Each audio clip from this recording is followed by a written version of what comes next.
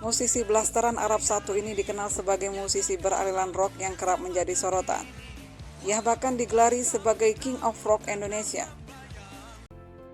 Pria kelahiran Surabaya pada 16 Juli 1946 ini bernama asli Ahmad Syah Albar, merupakan keturunan asli Arab dan seorang Habib. Ayahnya dikenal sebagai seniman gambus legendaris Indonesia pada masa itu. Tak hanya dikenal di Indonesia, ayahnya juga cukup dikenal di kancah musik gambus internasional. Jadi tak heran kalau Ahmad Albar memiliki minat mendalam pada dunia seni, khususnya musik. Ini bisa dibuktikan di usia senjanya ia masih aktif bermusik. Suaranya juga masih gahar saat bernyanyi di atas panggung. Puluhan tembang hit telah dipopulerkan oleh Ahmad Albar seperti lagu Rumah Kita, Panggung Sandiwara, Huma di Atas Bukit hingga Semut Hitam. Awal karirnya dimulai saat menjadi bintang film anak-anak. Ia membintangi film anak-anak berjudul Jenderal Kancil pada tahun 1950-an. Saat menginjak usia 12 tahun, Ahmad Albar mendirikan sebuah grup musik bocah bernama Bintang Remaja. Mereka kemudian mengikuti festival bocah di lapangan Banteng, Jakarta Pusat. Tapi grup musik ini tidak bertahan lama, hanya bertahan sekitar 2 tahun saja. Lalu ia mendirikan sebuah grup musik lagi bersama Titi Kadarsi. Grup musik ini bernama Kuarta Nada. Lagi-lagi grup musik ini pun tidak bertahan lama, lantaran ia harus bertolak ke Belanda. Di Belanda, ia fokus mengasah bakat bermusiknya dan ia kerap tampil dalam festival-festival musik. Dirinya juga pernah mengikuti Talentenieh Grand Gala, sebuah kontes pencarian bakat untuk anak-anak muda di salah satu stasiun televisi Belanda. Ia juga pernah menjadi penyanyi tamu untuk band The Hit. Di tahun 1966, ia direkrut menjadi vokalis band Take 5, menggantikan vokalis Willy DeBater yang mengundurkan diri. Bersama bandnya ini, ia kerap tampil di bar dancing Belanda. Sayang di tahun 1967, Take 5 membubarkan diri. Semangat Ahmad Albar untuk bermusik tetap tinggi. Ia lalu masuk ke band Cloverleaf yang salah satu personelnya adalah Louis Clement, yang kemudian menjadi gitaris pertama God Bless. Bersama Cloverleaf, ia menularkan banyak single seperti Grey Cloud dan What Kind of Man. Lewat single itu juga sukses melambungkan nama Cloverleaf di belantika Eropa. Tahun 1972, ia bersama Louis Clement mengunjungi Indonesia. Selama di tanah air, mereka berdua melihat dan menyoroti kehidupan masyarakat Jakarta. Setelah melakukan observasi, akhirnya ia memutuskan untuk mencari musisi tambahan untuk bergabung dengan dirinya. Ia lalu mengajak Fuad Hasan, Doni Fatah, Yoki Suryo Prayoga. Kemudian mereka berlatih untuk mengikuti pagelaran musik di Taman Ismail Marzuki. Dalam latihan ini, mereka sepakat untuk mendirikan sebuah band yang diberi nama God Bless.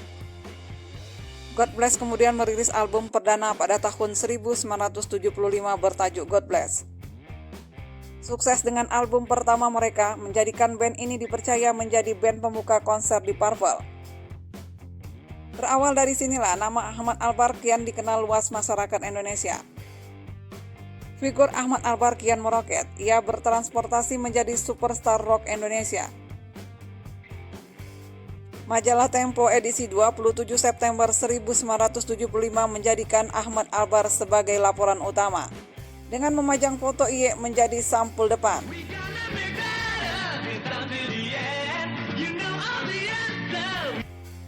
Seiring berjalannya waktu, God Bless mengalami beberapa kendala.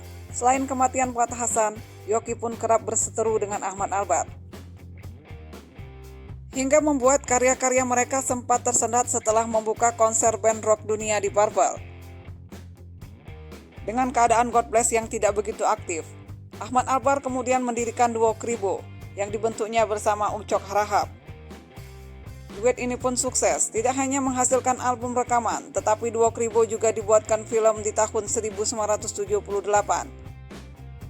Film mereka bertajuk Duo Kribo juga sukses di pasaran. Di tahun 1979, bersama Ian Antono, ia menularkan album dangdut pertamanya bertajuk Zakia. Tak melulu bergelut di musik rock, ia juga merilis sebuah album dangdut. Zakia, Zakia, pastikan aku berjumpa lagi. Secara musikalitas, album ini sangat kontras bila dibandingkan dengan latar belakang Ahmad Albar yang kental akan nuansa rock. Keputusan Ahmad Albar merilis album dangdut sempat mengecewakan penggemarnya. Maklumlah, kala itu musik dangdut masih dianggap sebagai musik kampungan oleh sebagian masyarakat Indonesia. Namun tak disangka, rupanya lagu Zakia yang ia ciptakan meledak di pasaran. Berkat Ian Antono juga yang meracik musiknya sehingga enak didengar. Ahmad Albar juga bermain peran bersama Ratu Dangdut Elvi Sukaisi dalam film Irama Cinta. Tahun 1980, Ye kembali berkarya bersama God Bless dengan formasi baru, yaitu masuknya Teddy Sujaya menggantikan Fuad Hasan, lalu Ian Antono, Doni Fatah, dan Abadi Susman pada keyboard, menggantikan Yoki Suryoprayoga. Formasi ini berhasil merilis album bertajuk Cermin. Setelah perilisan album tersebut, God Bless memutuskan vakum dalam waktu yang cukup lama. Namun Ahmad Albar tetap berkarya. Ia kemudian bersolo karir dan juga tampil bersama penyanyi lainnya seperti Gito Rolis dan Mus Mujiono. Sepanjang tahun 80-an hingga 90-an, ia mengeluarkan album seperti Sair Kehidupan bersama Ian Antono, Dunia Huru-Hara, dan Dunia Dibakar Api tahun 1988. Lalu duetnya bersama Gito Rolis melahirkan single yang sangat populer di kala itu yang berjudul Kartika. Wajahnya biasa saja, yang hanya sedang Ia juga berduet bersama Faris RM dan Farid Harja, serta bersama Lady Rocker Indonesia Niki Astria lewat lagu Jangan Ada Luka di tahun 1996. Beberapa saat setelah bersolo karir, sebuah band Gong 2000 yang merupakan besutan Ian Antono, Albert Wijaya, Doni Fata, dan Yaya Muktio sedang mencari vokalis. Lalu mereka teringat dengan suara Iye yang cocok untuk musik rock mereka. Akhirnya Iye diajak bergabung bersama Gong 2000. Mereka tampil di parkiran timur Senayan. Perhelatan konser Gong 2000 sukses memuaskan sekitar 100.000 penonton dengan tampilan panggung yang megah. Ahmad Albar mampu memberikan penampilan yang sempurna bersama Gong 2000, seperti melahirkan God Bless kedua. Penggemar tidak peduli apa yang mereka tonton dan dengarkan itu, mau Gong 2000 atau God Bless, karena secara personil antar keduanya hampir sama. Bersama Gong 2000, ia telah menghasilkan 4 album. Ahmad Albar juga sukses mengeluarkan sejumlah album solo seperti album Biskota tahun 90, Giliran Siapa tahun 91, Rini Tomboy juga tahun 91, Menanti Kepastian tahun 92, album Bunga Kehidupan dan Biarlah Aku Pergi tahun 94, serta album Kendali Dendam tahun 1995.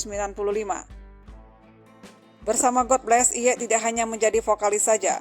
Dirinya ikut dalam pembuatan album-album God Bless berikutnya, seperti album Semut Hitam tahun 88, album Raksasa tahun 89, album The Story of God Bless tahun 90, dan album Acting Greatest of God Bless tahun 92, serta album Apa Kabar tahun 97.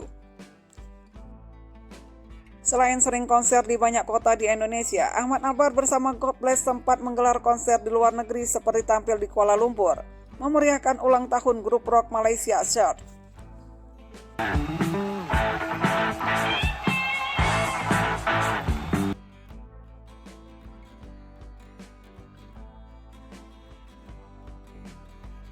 Ahmad Albar pertama kali menikah dengan Rini Esbono pada 28 April 1978. Rini merupakan lawan mainnya dalam film Laila Majnun.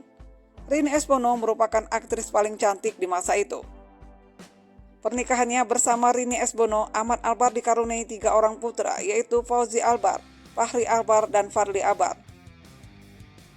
Namun salah satu putranya bernama Fadli Albar telah dulu berpulang meninggalkan Ahmad Albar untuk selamanya di tahun 2018.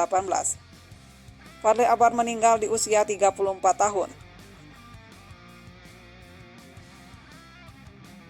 Pernikahan Iye bersama Rini Esbono berakhir pada tahun 1994.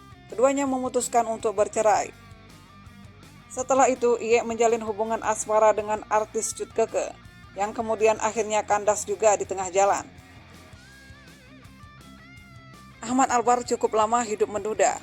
Barulah di usianya menginjak 63 tahun, ia kembali mempersunting seorang wanita bernama Dewi Sri Astuti. Ia menikahi istrinya yang terpaut umur cukup jauh dari dirinya. Dari pernikahan keduanya ini, Ahmad Albar kembali mendapatkan seorang putri di usianya yang tak lagi muda. Ia kembali mendapat keturunan di usianya 70 tahun.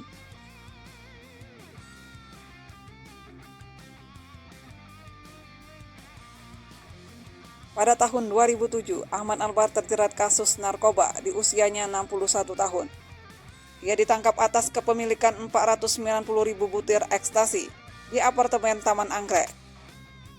Ahmad Albar dijatuhi pasal berlapis karena diduga bersekongkol dengan buronan kasus narkoba. Ia dinilai menyembunyikan Jenny, seorang buronan narkoba. Kasus ini juga melibatkan putranya Fahli Albar. Ia akhirnya dijatuhi hukuman 8 bulan penjara. Ia bebas pada tanggal 11 Juli 2008.